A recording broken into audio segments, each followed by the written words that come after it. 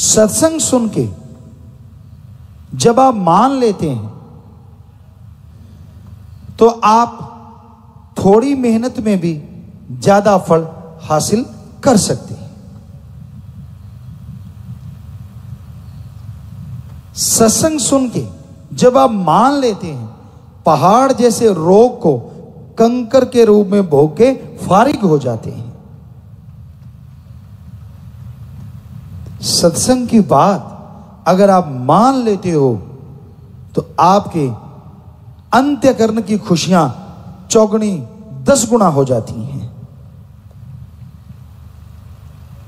आपके अंदर आत्मिक शांति का संचार होता है, आपकी भावना शुद्ध हो जाती है, आत्मिक शक्ति बढ़ जाती है।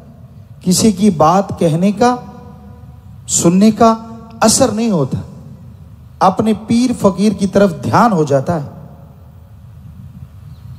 कई कहते जी बहुत देर होगी नाम लिए, अब नूरी स्वरूप के दर्शन हुए नहीं, अपनी गलती नहीं मानेंगे, सारा ठीकरा संतों के सिर फोड़ देते हैं।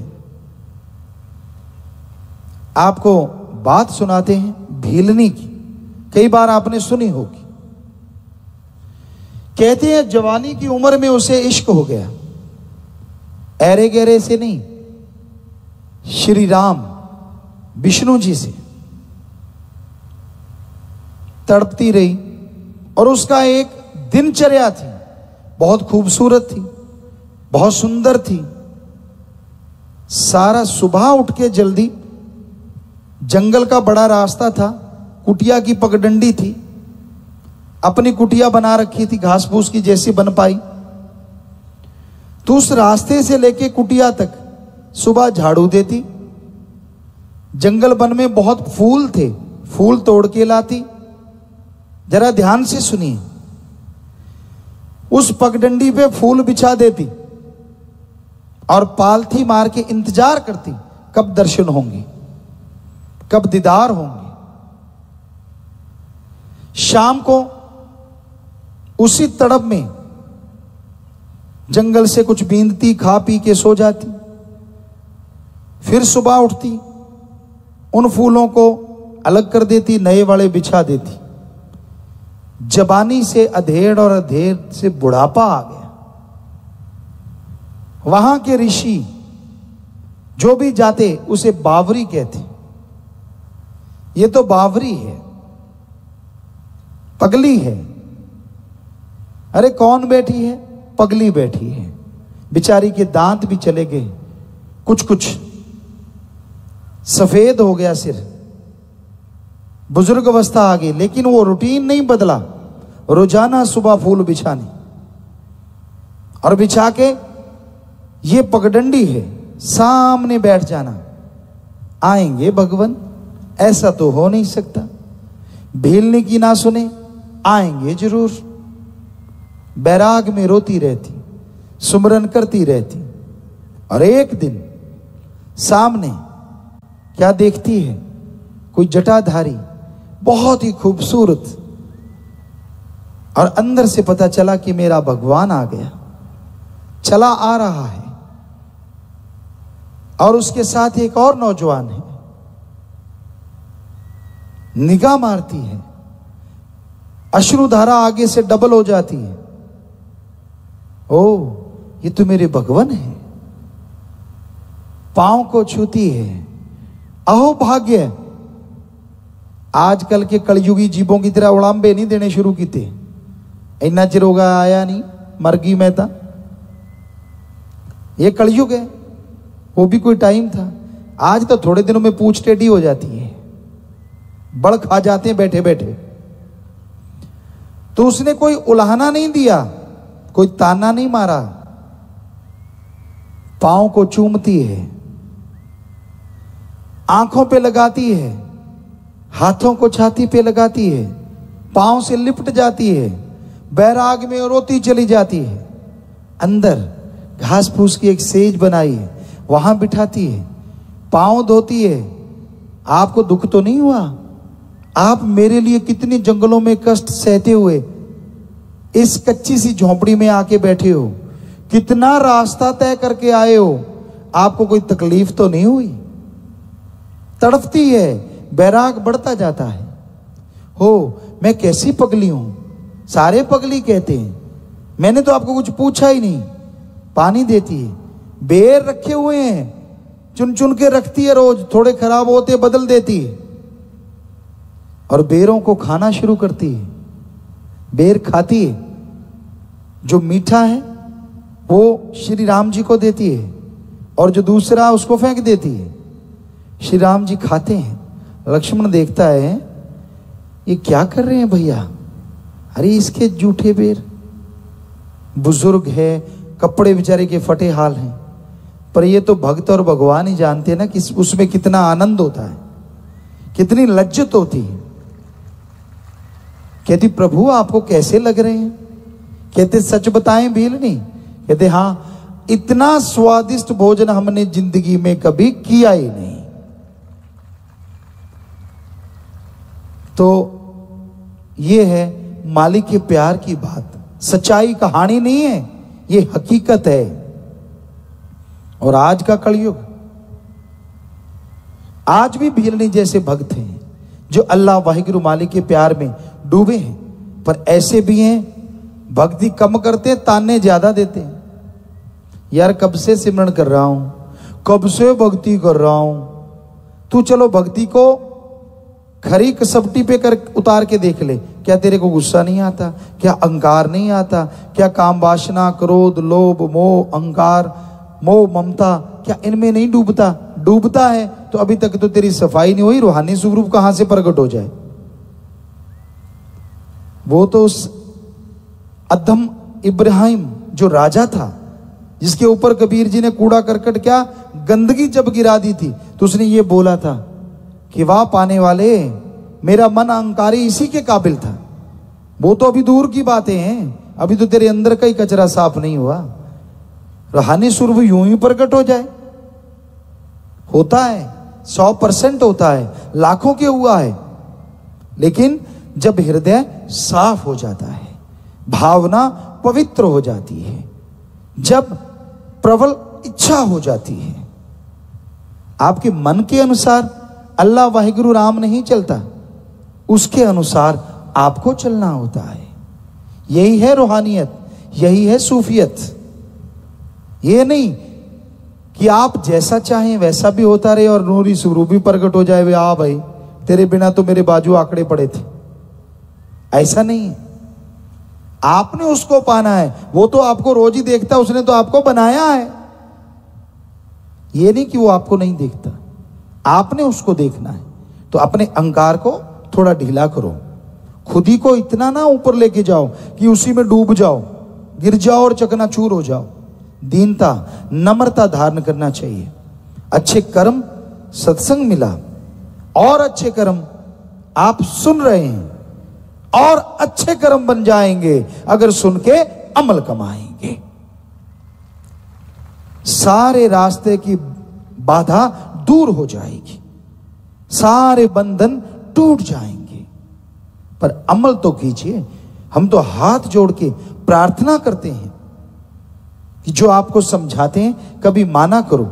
आपका दिल दुखाने के लिए, आपको नीचा दिखाने के लिए, आपको छोटा बनाने के लिए हम नहीं बोलते।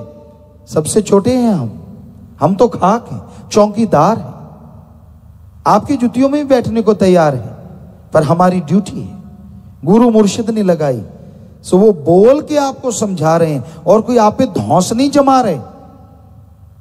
आप अपने बेटे पे धौंस जमाते हैं जब बताते हैं कि बेटा अंगार है, हाथ में मत लेना, बेटा ये सांप है, हाथ में मत पकड़ो।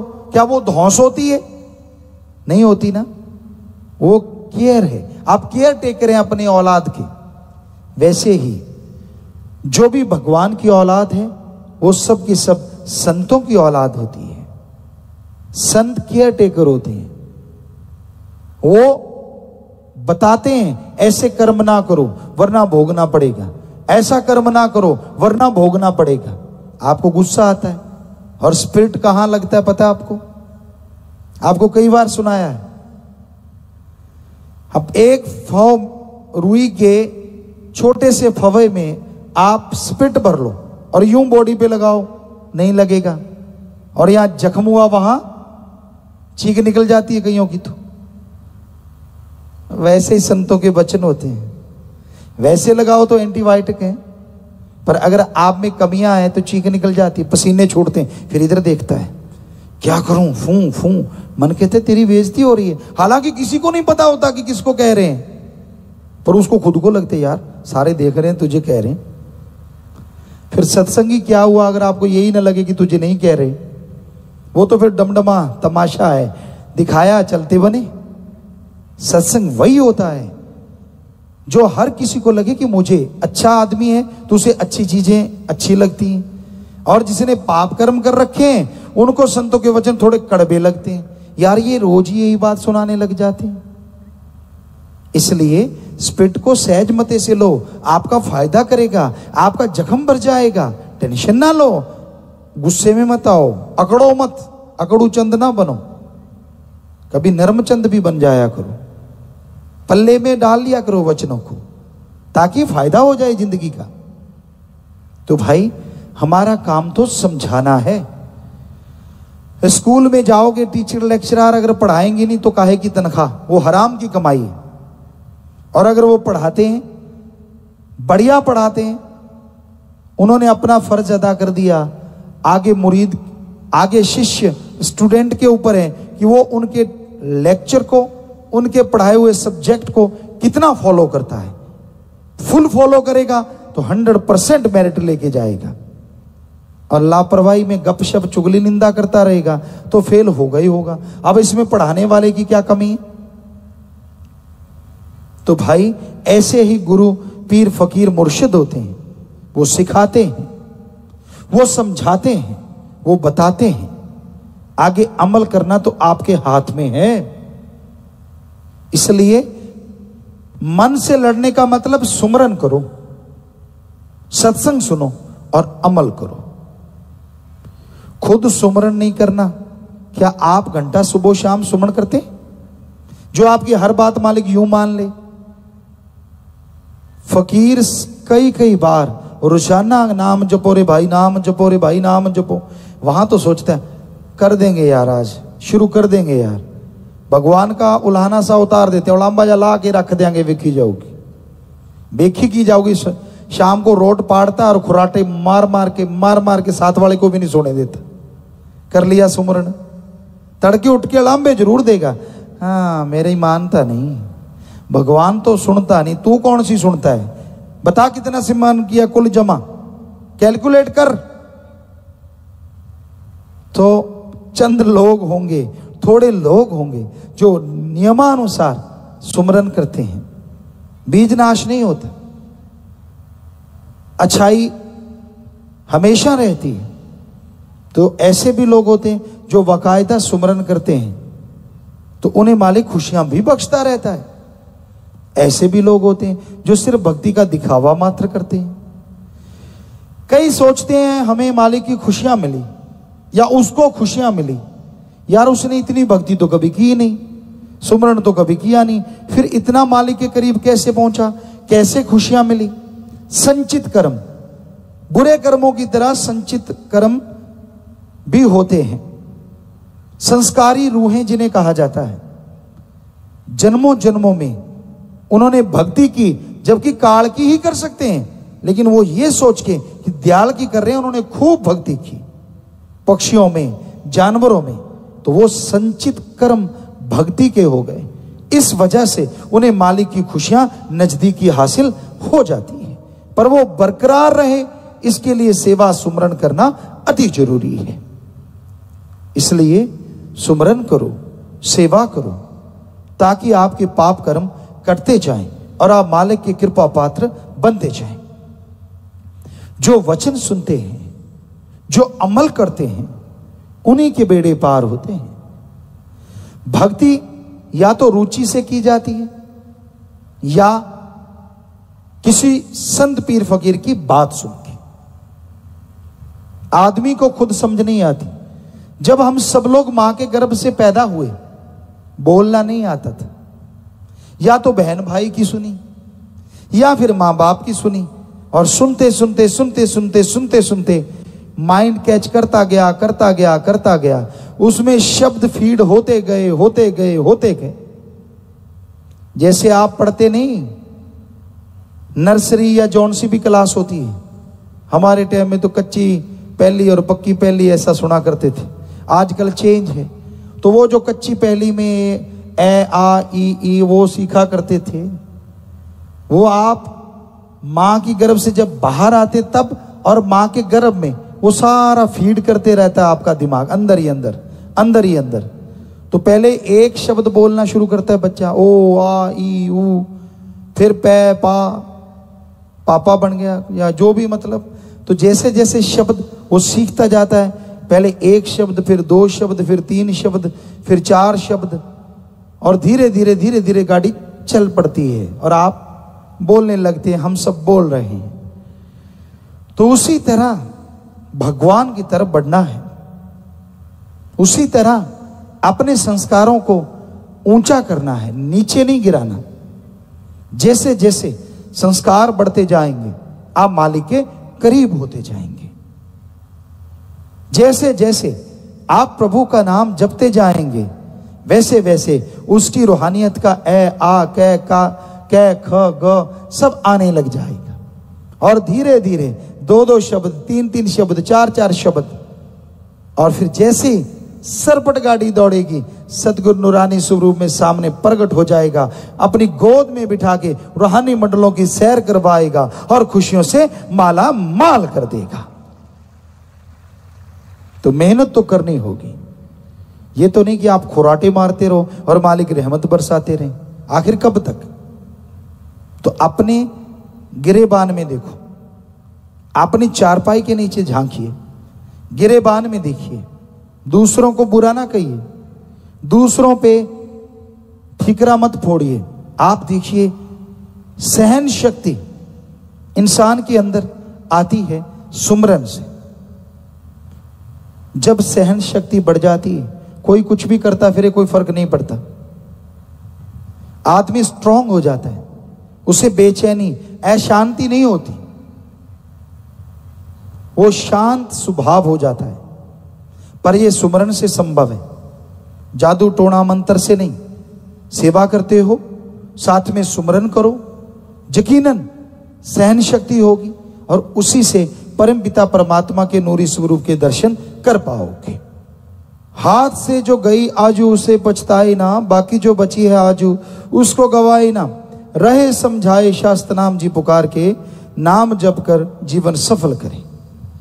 तो सच्चे मुर्शिद कामिल दाता रहबर ने यही फरमाया भजन में पूरे में, जो आपको बताया कि नाम जपिए, भगवान की भक्ति कीजिए, जो बीत गई सो बीत गई, जो रह रही है कहीं वो ना भगवान के नाम के बिना बीत जाए, वरना जन्म मरण का चक्कर काटना होगा, नरक दोजख में जलना होगा, और मौत के समय भयानक से भयानक दर्द होगा, बड़ी तकलीफ होगी, बड़ा दर्द, आपको परेशानी होगी। तो इसलिए प्रभु के नाम से नाता जोड़ के रखो, काम धंधा नहीं छोड़ना, धर्म जात मजहब नहीं छोड़ना, कोई पैसा पाई खर्च नहीं करना, बस आप मालिक की भक्ति करें, मालिक से दुआ करें, सुमरण करते रहिए, नाम ले लीजिए, तो यकीनन जन्मों जन्मों के पाप कर्म कट जाएंगे और मालिक की दया में रहमत से अंदर बाहर से आप माला माल हो जाएंगे।